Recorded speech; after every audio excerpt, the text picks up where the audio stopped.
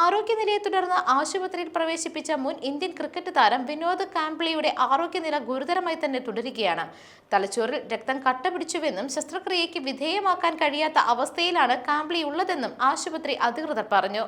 ഇന്നലെ രാത്രിയാണ് താനെയിലെ ആശുപത്രിയിൽ തീവ്രപരിചരണ വിഭാഗത്തിൽ മുൻ താരത്തെ പ്രവേശിപ്പിച്ചത്. ആരോഗ്യനിലയിൽ പറയത്തക്ക പുരോഗതിയില്ല എന്നും അപകടനില താരം ഇതുവരെ തരണം ചെയ്തിട്ടില്ല എന്നും താരത്തിന് ഏറ്റവും മികച്ച ചികിത്സ ഉറപ്പാക്കുമെന്നും വാർത്താക്കുറിപ്പിൽ ആശുപത്രി അധികൃതർ പറഞ്ഞു. വർഷങ്ങളായി വിവിധ ആരോഗ്യ പ്രശ്നങ്ങളിലാണ് വിനോദ് കാംബ്ലി ഉള്ളത്. ലഹരി ഉപയോഗവും വഴിവിട്ട ജീവിത ക്രമീകരണങ്ങളും താരത്തിന്റെ ആരോഗ്യത്തെ മോശമായി ബാധിച്ചിരുന്നു. തെറ്റുകൾ തിരുത്താൻ തയ്യാറാണെന്നും ഒരിക്കൽ കൂടി ലഹരിമുക്തി ചികിത്സയ്ക്ക് പോകാൻ താൻ താല്പര്യപ്പെടുന്നുവെന്ന് പറഞ്ഞ് വിനോദ് കാംബ്ലി ഈയിടെ രംഗത്തെത്തിയിരുന്നു. ഓഗസ്റ്റിലാണ് ഇന്ത്യൻ മുൻ താരവും സച്ചിൻ ടെണ്ടുൽക്കറിന്റെ സുഹൃത്തുമായ വിനോദ് കാംബ്ലി പരസഹായമില്ലാതെ നടക്കാൻ ബുദ്ധിമുട്ടുന്ന ദൃശ്യങ്ങൾ സമൂഹ മാധ്യമങ്ങളിൽ തരംഗമായി മാറിയത്. കാംബ്ലിക്ക് ആരോഗ്യ പ്രശ്നങ്ങൾ ഉണ്ട് എന്ന വാർത്തകൾ അന്ന് തന്നെ ഉയർന്നിരുന്നു.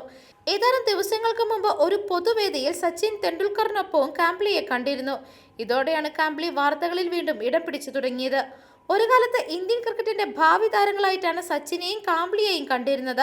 കരിയറിലെ ആദ്യ 2 മത്സരങ്ങളിൽ തുടർച്ചയായി സെഞ്ചുറി നേടിയിരുന്ന കാംബ്ലി പിന്നീട് സ്ഥിരതയില്ലാത്ത പ്രകടനങ്ങളെ തുടർന്നാണ് താരം ഇന്ത്യൻ ടീമിന് പുറത്താകുന്നത്. ഇന്ത്യക്കായി 17 ടെസ്റ്റുകളിലും 104 ഏകദിന മത്സരങ്ങളിലും കളിച്ചിട്ടുള്ള കാംബ്ലിയുടെ ക്രിക്കറ്റ് കരിയറിന് 2004 അവസാനമായി മാറി.